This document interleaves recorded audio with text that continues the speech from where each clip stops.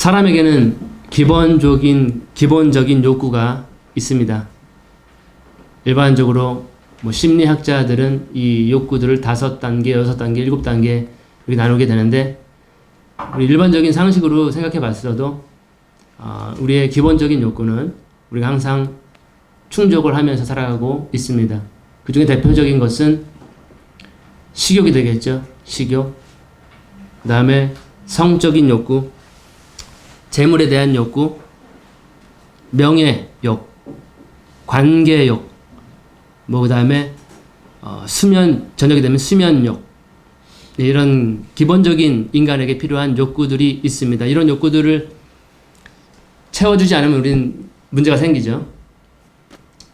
그래서 이러한 욕구들은 기본적으로 하나님께서 우리에게 심어주신 생리적인 현상이라는 거죠. 우리는 먹고 싶고, 입고 싶고, 또 대화하고 싶고, 말하고 싶고, 관계를 갖고 싶고, 저 사람하고 친해지고 싶고, 또 저녁이 되고 피곤하면 잠을 자고 싶고, 이러한 기본적인 욕구들은 우리의 삶을 살아가는 에너지가 됩니다. 근데 문제는 뭐냐면, 하나님은 그러한 것을 다 아신다는 것인데, 그러한 욕구들이 우리 모두가 다 하나님의 영광에서 떨어져 나간 것처럼, 그런 욕구도 하나님께서 기본적으로 우리 안에 주신 그러한 욕망과 바램들이 잘못된 방향으로 관역을 빗나가서 허튼 데다 관역이 그 화살이 박히는 데에서 문제가 있는 거죠. 이런 욕구들이 잘못된 방향으로, 잘못된 대상으로, 혹은 너무 과하게 도를 넘어서서 발현이 되면서 우리 인생은 이러한 욕구들로 인해서 삶의 독을 경험하게 되고, 괴로움과 그러한 잘못된 욕구와 죄 속에서 인생이 망쳐져 버리는 그러한 것도 될 수 있다. 독이 될 수 있다라는 것을 우리는 잘 알고 있습니다.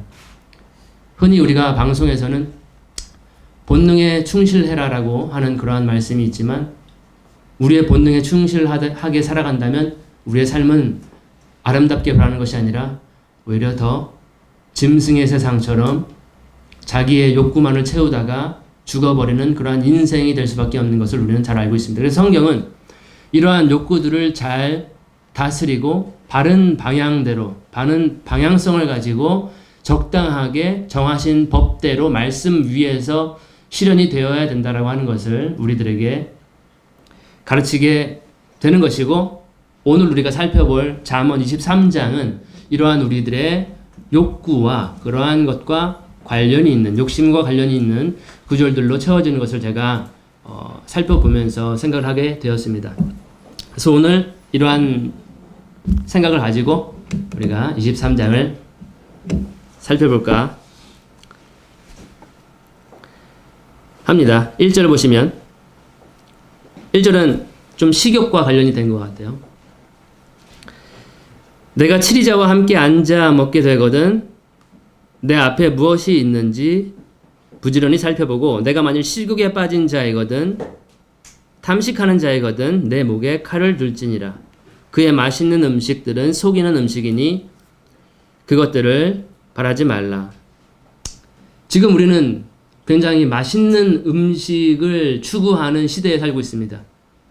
우리가 집에서 소파에 앉아서 TV를 틀면 항상 나오는 것이 이 맛집입니다.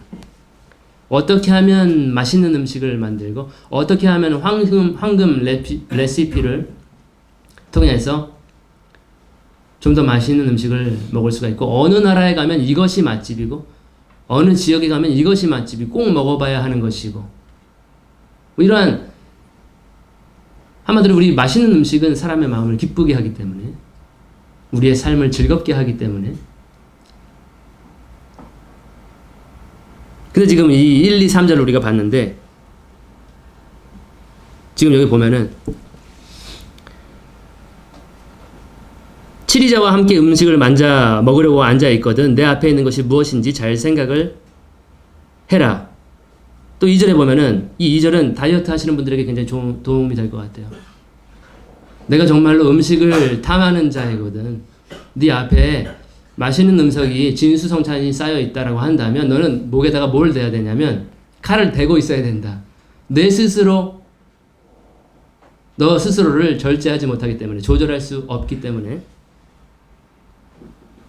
굉장히 좋은 구절이 될 것 같은데, 이 구절을 마음판에 새기시면 다이어트에 성공하지 않을까 생각이 되는데, 우리는 우리 인생을 살다 보면, 특히 이 잠언의 아들의 인생을 보면은 치리자와 만날 때가 있을 것 같아요. 어떠한 통치자와 어떤 권세자와 만나는 때가 있을 것 같아요. 근데 항상 그러한 고위 관직이나 어떠한 큰 일을 앞두고 있는 사람들이 어떠한 사업적인 만남을 했을 때 좋은 식당에 가서 이제 미팅을 갖는다 이거죠. 그럴 때 네가 치리자와 함께 앉아 있다면 내 앞에 있는 음식에 네 마음이 현혹되면 안 된다. 우리가 맛있는 음식 식당에 가면은 마음이 무장이 해제가 되는, 자연스럽게 해장이 돼서 허리띠가 자연히 풀리게 돼서 내 앞에 연어회가 있다. 내 앞에 맛있는 육회가 있다. 또 맛있는 거 뭐 있을까요? 내가 좋아하는 아무튼 제일 맛있는 거? 예. 갈비? 예. 요즘에 갈비 음식에 축에 느끼지 않는 것 같아요. 요즘에는 너무나도 맛있는 게 많아가지고. 그렇죠?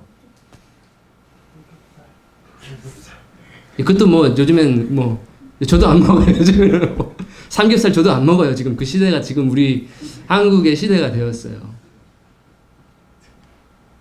무장 해제가 된다는 거죠. 그래서 마음껏 그 음식을 탐하게 되는, 식욕과 관련된.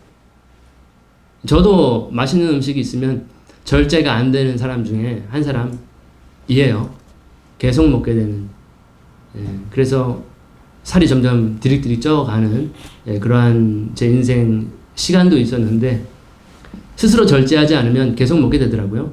그리고 나의 위는 점점 늘어만 가고 한 번에 먹는 양들이 늘어가더라고요. 그러면서 내 건강이 나빠지니까 이제서야 내가 좀 절제를 해야 되는구나. 중요한 것은 이 치리자들과의 만남 속에서 그러한 음식이 내 앞에 있을 때에는 네 앞에 지금 누가 있는지를 잘 생각을 해야 된다라는 그런 말씀이고, 그가 차려놓은 그 앞에 있는 맛있는 진수성찬, 진찬을 탐심으로, 그런 먹고 싶은 욕구로 채우면 안 된다. 왜냐면은 이 치리자의 마음은 그와 함께 하고 있지 않는 거예요. 나와 다른 생각을 가지고 있는 사람이라는 거예요. 나를 위해서 그 음식을 차려놓은 것이 아니라, 지금 3절에 보시면은 다른 의도가 있다라는 거죠. 속이는 음식이라는 거예요. 나를 위한 음식이 아니라는 거죠.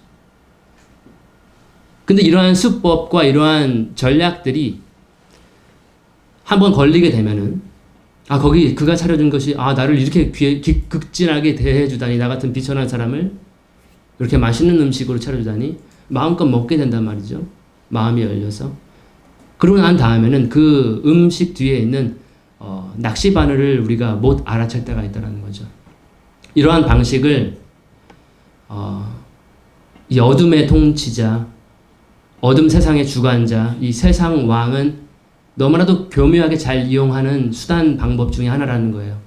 내가 좋아하는 음식들을 잘 먹여줍니다. 처음에는 너 이거 좋아하지, 이것도 먹여주고요. 너 식욕 땡기지, 이것도 주고요. 여러 가지 내가 좋아하는 것들로 다 먹여줘요. 근데 그 다음에는 내가 더 이상 발뺌을 할 수 없을 정도의 깊이 낚시 바늘이 깊숙이 나를 낚아챈다라는 거예요. 그래서 결국에는 그 통치자가 원하는 대로, 그 치리자가 원하는 대로 나는 이끌려 다닐 수밖에 없는, 그가 시키는 대로 살아갈 수밖에 없는 그러한 노예와 같은, 죄의 노예와 같은 삶을 살 수밖에 없다라는 거죠. 그래서 그 음식은 속이는 음식이기 때문에 그거를 탐하지 말라. 만약에 너가 음식을 정말 탐하는 사람이라면, 너 음식 조절을 못한다고 한다면, 너의 식욕을 절제하지 못하는 사람이라면 너는 목에 칼을 두고 조심해야 된다라고 하는 거죠. 다른 목적과 의도가 있는 거라는 것입니다.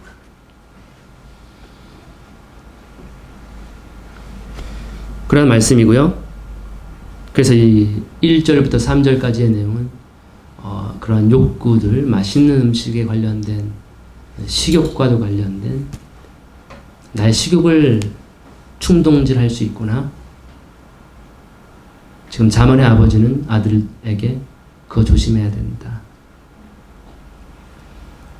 그가 주는 거 다 받아먹으면 안 된다. 4절은 재물욕에 관련된 것입니다.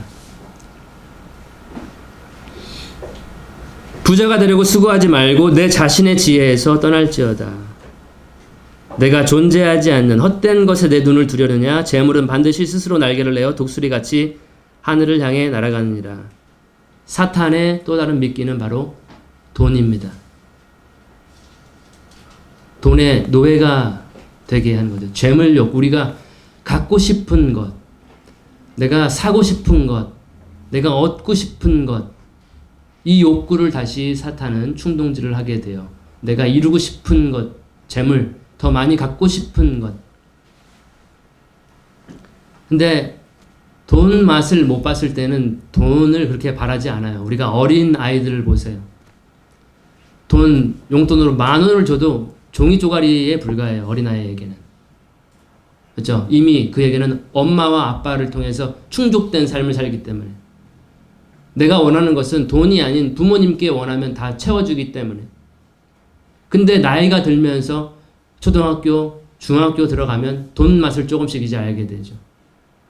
그래서 엄마한테, 아빠한테 용돈 더 달라고, 붙여달라고 그러고, 어떻게 알바를 해가지고 뭔가를 내가 원하는 것들을 사고 싶어 하고, 내가 하고 싶은 것들을 하려고 하고, 나이가 더 들고 사회생활을 하게 되면은 이 욕심이 더 커져요. 왜냐하면 돈을 가지고 있는 사람들을 보기 때문에, 돈을 가지고 있는 사람들의 삶을 보기 때문에, 그들의 맛있는 음식과 그들이 타고 다니는 차와 그들이 입고 다니는 옷과 그들이 가지고 다니는 백, 가방, 지갑, 명품, 이런 것들을 이제 눈이 떠지게 돼요. 재물에 대한 것이 눈이 떠져요. 그러면서 나도 더 갖고 싶다. 나도 저 백 하나는 가지고 있어야지. 기본 아닌가? 지금 우리 생활의 기본 아닌가? 재물욕. 그래서 부자가 되려고 좀 더 나은 직장을 위해서, 좀 더 많이 받는 연봉을 위해서 수단과 방법을 가리지 않고 열심히 노력해서 스펙을 쌓고 유학을 다녀오고 경험을 쌓고 재물욕과 좀 관련이 있습니다. 근데 지금 잠언 기자는 재물은 날아가는 독수리와 같다. 지금 시대에는 독수리를 잘 못 보지만 제가 어릴 때에는 매가 동네에 가끔 날아다녔어요. 매는 유유히 뱅글뱅글뱅글 이렇게 날아다녔어요. 제가 어릴 땐 제비도 많이 달렸거든요. 제비, 날쌘 제비. 제비가요, 이렇게 지나가요. 멀리서 이렇게 해서 내 옆으로 이렇게 지나가요. 날쌘 제비가. 제비 둥지도 많이 있었고, 제가 어릴 때는. 지금은 까마귀가 그렇게 많았는지 모르겠어요. 까마귀만 많이 있어요. 좀 흉해. 싸해. 을씨년스러워. 아무튼 지금 독수리와 같다. 독수리는 우리가 잡을 수가 없죠. 날아가는 독수리를 잡을래야 잡을 수가 없어요. 근데 재물을 부자가 되려고 애쓰는 것 자체가 날아가는 새를 잡는 것처럼 허공에다 헛질을 하는 거죠. 헛된 동작을 하는 거죠. 뜬구름을 잡는 것처럼, 마치 일장춘몽을 꾼 것처럼 계속 구름을 잡아, 새를 잡아 따라가는 것이 바로 재물을 향해서 인생 목표를 정한 사람의 인생이라는 거죠. 네가 왜 헛된 것에 그렇게 애를 쓰려고 하느냐? 잠언 기자는. 그리고 너 자신의 지혜를 그쳐라. 얼마나 지혜를 많이 쓰는데요. 세상 사람들은 특히 이 경쟁 구도에서 더 많은 돈을 얻기 위해서 정말로 온갖 지혜를 다 쓰고, 새로운 사업도 창업하고, 스타트업 시작하고, 다음 시대를 준비하고, 뭐 증권, 주식 여러 가지 투자해서 돈도 잃어보고, 비트코인 투자해가지고 가진 재산 다 잃어버리고, 이런 일들이 수없이 많아요. 헛된 것을 자꾸 쫓아간다는 거죠. 그 욕심, 그 재물욕에 쌓이지 말아라. 그것이 헛된 욕구다. 헛된 욕망이다.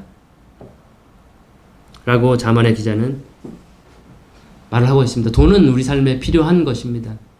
돈 없이는 살 수 없어요. 먹을 것을 살 수 없고 입을 것을 이 겨울이 오는 가운데 우리가 쓸 것을 살 수 없어요. 그러나 거기에 부자가 되려고 하는 그 마음, 욕구는 성경적으로 다뤄줘야 할 필요가 있다. 우리가 열심히 일해서 먹고 사는 것은 하나님의 뜻이죠. 우리가 해 아래에서 열심히 일해서 그 일한 노동의 대가를 누리고 아내와 함께 살아가는 것이 하나님의 복이다라고 전도자는 이야기를 해요. 열심히 사는 것과 이 부자가 되려고 애쓰는 것하고는 다릅니다. 부자가 되기 위해서 부동산에도 주식에도 여러 가지 것을 하게 돼요. 그래서 그것은 잘못된 욕구다 라고 지금 잠언 지혜자는 이야기를 하고 있습니다. 6절은 좀 반복적인 가르침 같아요. 이 먹는 욕구에 의해서 사람이 많이 넘어지나 봐요. 어떤 사람은 한 달 내내 열심히 일해가지고 정말 맛있는 것만 먹고 다니기 위해서 맛집을 선정해놓고 해외여행 가서 거기서 맛있는 거 미슐랭 스타 5짜리 5개 별짜리 있는 거 찾아가서 먹고 그러한 먹는 것이 맛집만 찾아다니는 사람 있죠? 우리 가운데 있나요? 맛집만 다니는 사람들 그것을 비난하는 것은 아닙니다. 같은 가격이면 맛있는 거 먹어야죠. 예. 6절에 너는 악한 눈을 가진 자의 빵을 먹지 말고 그의 맛있는 음식 진찬을 탐내지 말라. 또 음식에 대한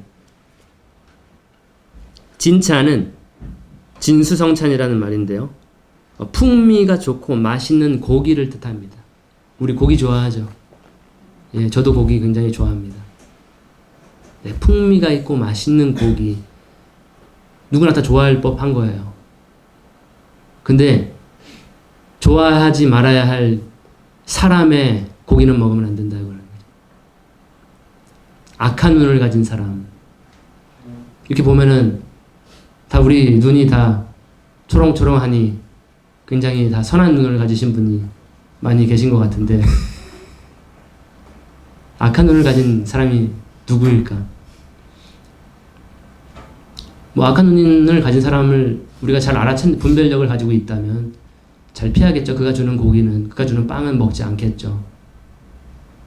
근데 그 사람을 우리가 잘 분별해낼 수 있을까?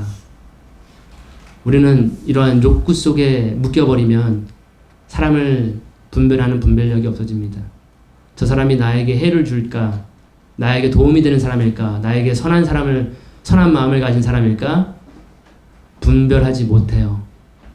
그리고 그가 주는 빵과 식탁을, 고기를 함께 먹게 되는 거예요. 그러다가 낭패를 또 겪는 겁니다. 인생의 쓴맛을 경험하는 거예요. 고통을 경험하게 되는 것이죠.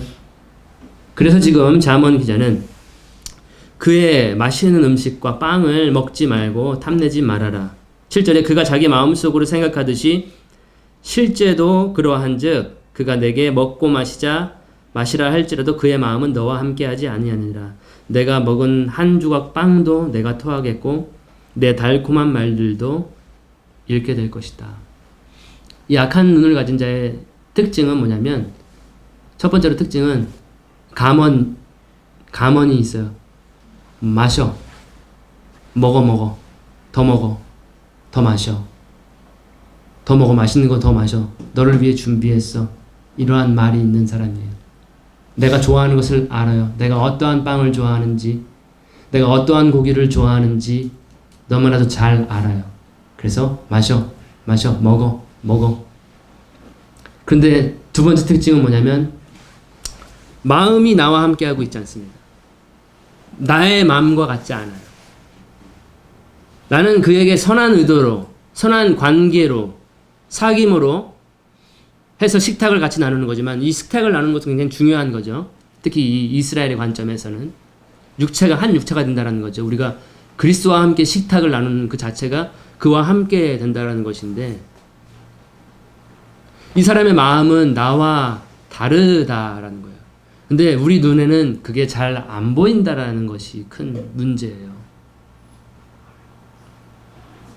그래서 그가 주는 빵을 먹게 되고 그가 준 맛있는 고기를 즐기게 된다라는 거죠. 그 결과는 뭐냐면 그 내가 먹은 한 조각, 예, 한 조각, 감사합니다. 아멘, 감사합니다. 한 조각 빵도 토하게 된다. 소화 안 된다. 내 것이 안 된다. 그리고 내가 했던 달콤한 말들, 내가 그를 위해 했던 아름다운 말들, 그거 잃어버리게 된다. 아무 소용없게 된다. 나와 마음이 같지 않은 사람이다. 이미 나와 영이 같지 않은 사람이라는 거죠. 이미 나와 생각이 같지 않은 사람이에요. 이러한 실수를 우리 인생 가운데서는 범할 수 있기 때문에 잠언 기자는, 아버지는 아들에게 이러한 지혜를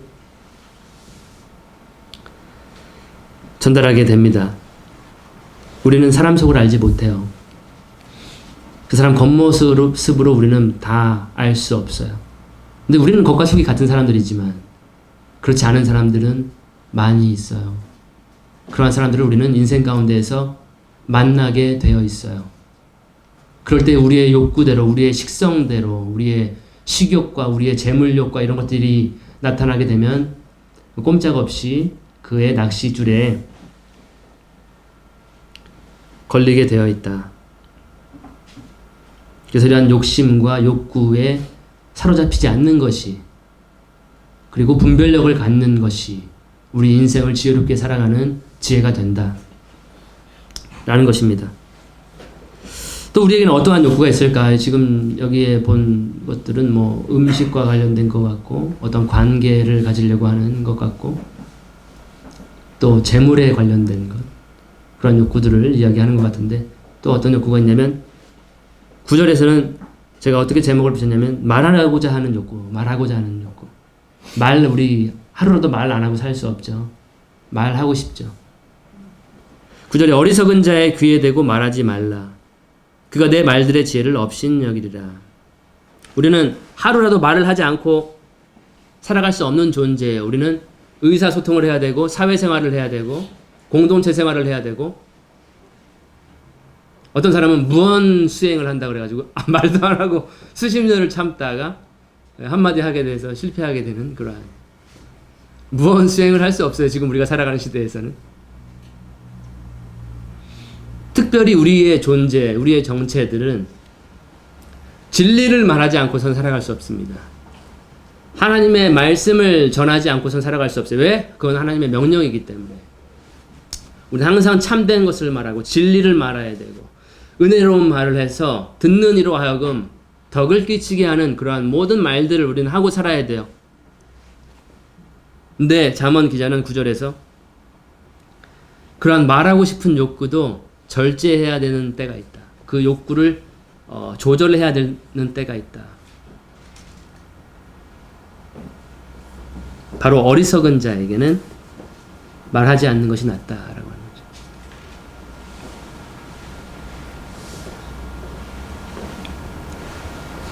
왜냐하면 그는 아무리 지혜로운 말을 해도 듣지 않기 때문에, 듣지 않을 뿐만이 아니라 오히려 나를 업신여기는, 나를 조롱하게 되는, 나를 미워하게 되는 사람이기 때문에 그 사람에게는 말하지 않는 것이 좋다. 말하고 싶어도, 하나님의 지혜를 전달하고 싶어도 잠잠하는 것이 좋다. 그리고 예수님의 경우를 보더라도 예수님은 열심히 말씀을 하시면서 말씀 사역을 하실 때도 있지만 잠잠해서 아무 말도 안 하실 때가 있습니다. 그러한 지혜가 필요하다라는 것을 9절은 이야기를 하고 있습니다. 10절은 재산 욕구, 부동산에 관련된 욕구입니다. 부동산에 관련된 욕구. 우리의 삶과 너무 밀접하게 연관이 되어 있어요. 부동산. 지금 우리 20대, 30대는 부동산에 관심이 그렇게 크게 없죠. 우리는 지금 열심히 발로 뛰어서 버는 그러한 열정을 가진 사람들이죠. 근데 나이가 들고 힘이 없어지면 어떻게 하면 좀 쉽게 돈을 벌 수 있을까? 부동산에 관심을 갖게 되어 있는 것이 인간의 기본 심사라는 거죠. 왜냐하면 쉽고 엄청난 돈을, 움직이지 않는 재산을 벌 수 있는 것이 바로 부동산이라는 거죠.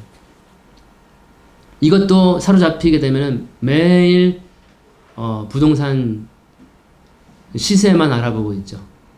어디가 오를까, 어디를 투자해서 살까, 어디 땅을 사놓을까.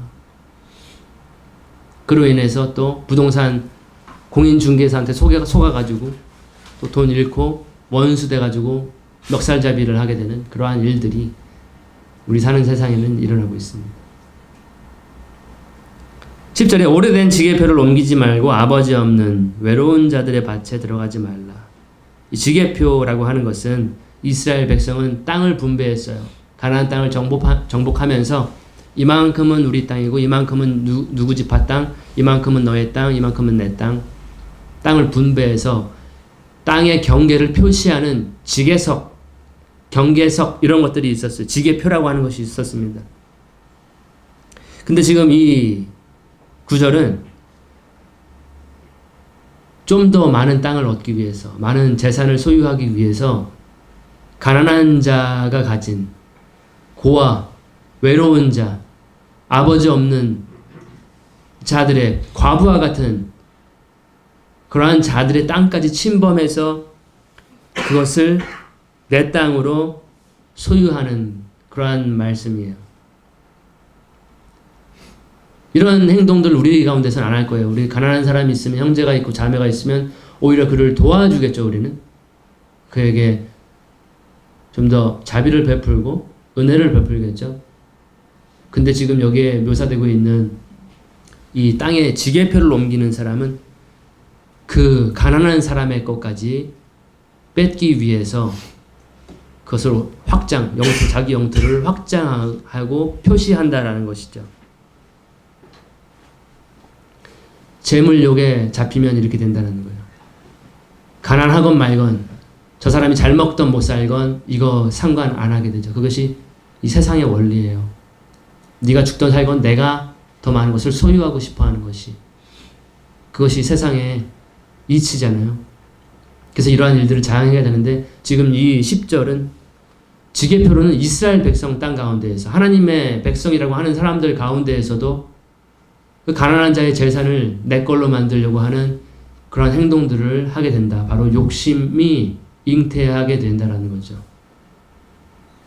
11절에 그들의 구속자께서 강하심에 그분께서 너와 함께하며 그들의 사정을 변호하시리라.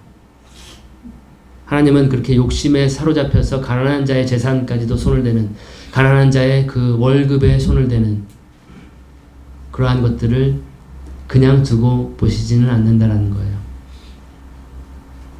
너와 함께해서 변호하신다. 그 가난한 자를 위해서, 외로운 자를 위해서 그들의 재산을 변호하실 것이다 라고 하는 거죠. 간섭하실 것이다. 그냥 두고 보시지는 않는다. 하나님은 구속자는 강하시기 때문에, 그들의 구속자는 강하시기 때문에 약자를 위해서 도와주신다. 이렇게 보면은 우리가 지금 몇 개 안 되는 구절들을 살펴봤습니다. 여러 욕심들에 대한, 욕심은 다 있어요. 이거는 바램이라고, 좋은 표현으로 하면 바램이죠. 바램이 있어요. 결혼하고 싶은 바램, 아름다운 가정을 꾸리고 싶은 바램, 좋은 사람을 만나고 하나님의 사람을 만나고 싶어하는 바램. 근데 이게 우리가 죄와 우리 안에 죄성과 연결이 되면서 이 욕구가 뒤틀려 버려요. 다른 방향으로 욕구가 지향이 되면서 이상한 욕구들을 채우고 싶어하고, 과한 욕구들을 채우고 싶어하고, 채우지 못하는 욕구들을 채우고 싶어하는 그러한 정말로 욕심쟁이 스크루지 할아버지가 되는 거죠.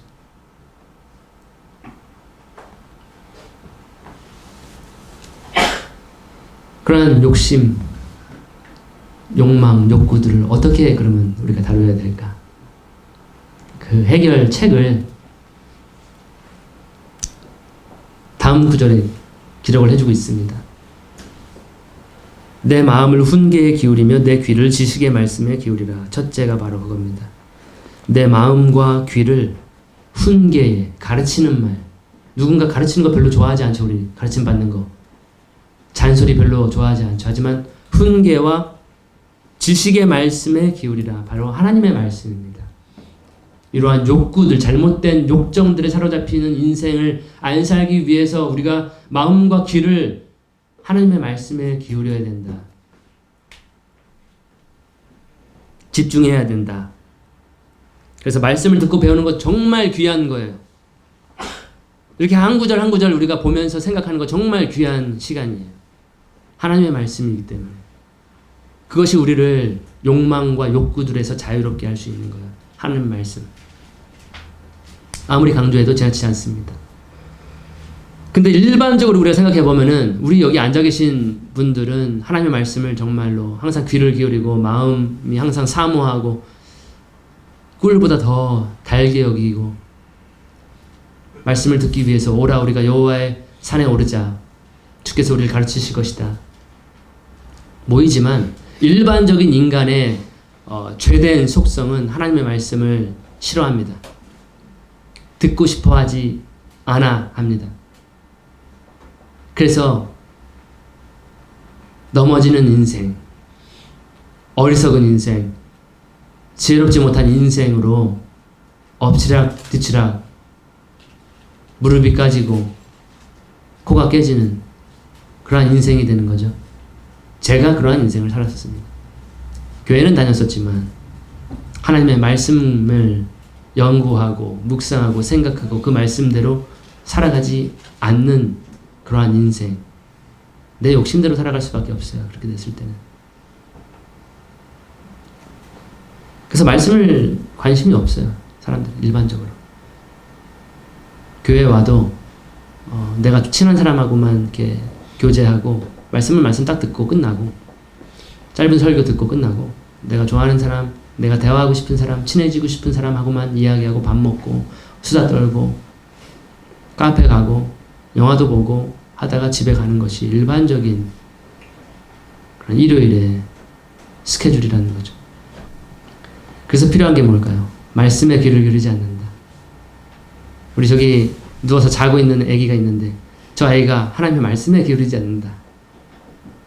아버지의 훈계에 귀를 기울이지 않는다. 자꾸 어긋난다. 이상한 잘못된 것들을 행한다. 그러면 어떻게 될까요? 예, 바로 채찍이죠. 그래서 말씀보다 재미있는 세상의 기쁨과 쾌락들을 쫓아가려고 하는 인간의 기본 속성이 있기 때문에 그것을 말씀으로 행하게끔 하기 위해서는 채찍이 필요한 거예요. 매가, 회초리가 필요한 거죠. 우리 선생님도 계시지만 회초리 가지고 계신가요? 예. 요즘에 그렇게 회초리가 없는 시대에 우리는 살고 있습니다.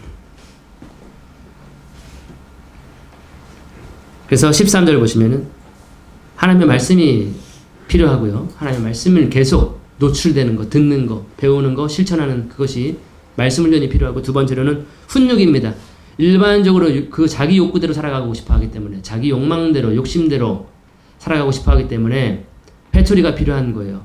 지금 제가 질문했지만 회초리가 없는 학교, 우리가 학교 다닐 때는 강목을 다 들고 다니셨어요. 선생님들이. 강목. 그분이 제 기억에 안 잊혀지는 것은 물리 선생님이었어요. 물리는 저에게 너무 어려운 과목이었어요. 물이었어요, 물리는. 그런데 그분은 틀 때마다 한 대씩 여기 종아리를 때리시는데 한 대를 딱 맞으면 그냥 멍이 듭니다. 새파랗게. 그렇게 맞고 자랐었거든요. 최우 선생님은 뭐 말 다 했죠. 예. 최우 선생님은 항상 무서운 선생님으로 유명해요. 이상해요. 예. 그렇게 많이 맞았었는데 지금은 체벌이 없는 시대, 회초리가 없는 시대, 집에서도 학교에서도 매를 맞지 않고 자라는 세대, 우리가 없는 병명이 생겼어요. ADHD라고 하는 행동 발달 장애. 말을 안 들어. 그냥 길바닥에 누워서 생떼를 쓰는. 그래서 엄마가 아이고 미안해, 네 원하는 거 다 해줄게, 이런 시대가 돼버렸어요. 제가 어렸을 때 그랬어요. 제가 생각해보면은 행동 발달 장애, 내가 원하는 거 안 사주면은 막 난리를 치고 막 생떼를 부리고, 그랬더니 어느 날은 어머니가 저를 냅두고 도망가시더라고요. 그래서 제가 막 울었어요. 엄마가 나 집 못 찾아가는데 어떻게 나를 두고 이곳에 나를 두시고 떠나시니까. 굉장히 울었어요. 이제는 말 잘 들어야 되겠다. 엄마 손 꾹 붙잡고 따라다녀야겠다. 시장 가면은 맛있는 거 좀 얻어 먹을 수 있거든요. 이렇게 맛있는 거 사탕 사주시거든요. 그걸로 만족해야 되겠다. 아무튼 지금 13절 보시면 바로잡는 것을 아이에게 금하지 말라. 내가 그를 회초리로 채찍으로 때릴지라도 그가 죽지 아니하리라. 징계의 회초리가 필요합니다. 매를 맞아야 돼요. 매를 맞지 않으므로 지금 우리 사회는 점점 이상해지는 사회가 됐습니다. 알바생을 칼로 찔러 죽이는 사회가 됐습니다. 내 마음에 들지 않으면 화장실에서 그 사람을 무참하게 죽이는 시대가 되어버렸습니다. 내 기분 상하면, 내 자존감을 깎았다, 손해를 줬다라고 하면 그 사람의 생명을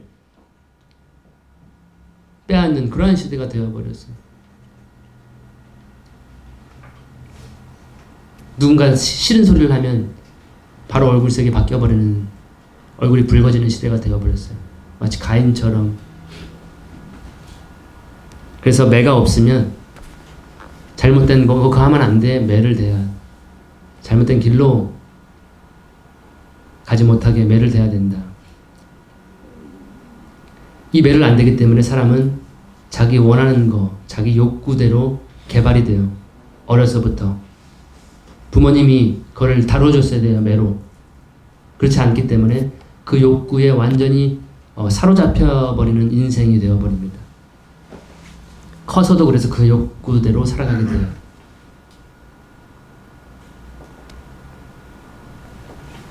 결국 가게 되는 곳이 지옥과 음부로 가게 되는 것입니다. 배가 없을 때.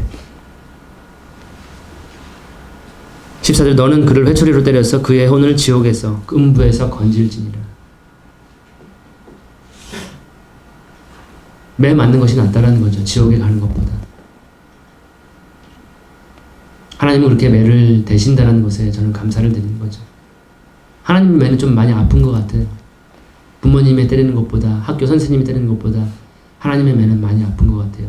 그래서 매가 없으면, 징계가 없으면 그는 사생아다, 버려진 자식이다라는 거죠.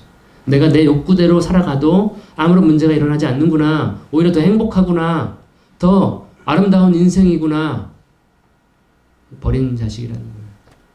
내가 내 욕구대로 살아갔을 때 하나님께서 매를 치시고 내 몸을 치시고 질병으로, 고통으로, 사람으로, 관계로 때리실 때 그거는 복이라는 거예요.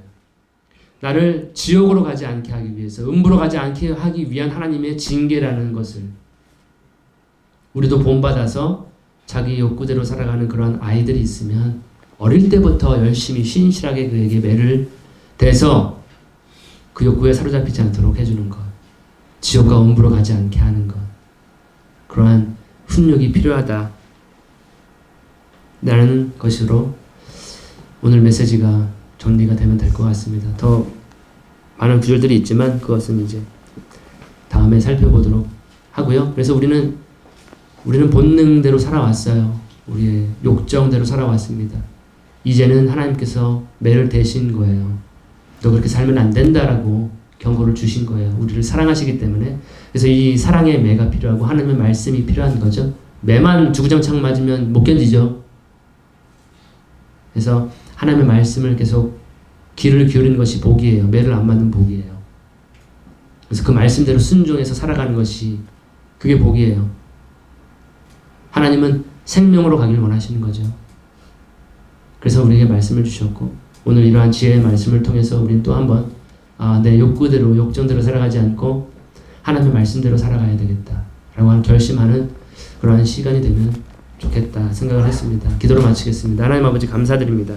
우리를 신실하게 징계해 주신 것도 감사드립니다. 또 하나님의 말씀을 보내주신 것도 감사드리고 날마다 우리가 이렇게 말씀을 볼 수 있는 시간이 허락된 것도 감사드립니다. 오늘 주신 말씀에 감사를 드리고 또 이 말씀대로 우리가 살아가는 주님의 아들딸 될 수 있도록 주님 힘을 더욱더 채워 주옵소서. 이 시간을 감사드리며 예수님 이름으로 기도했습니다. 아멘. 수고하셨습니다.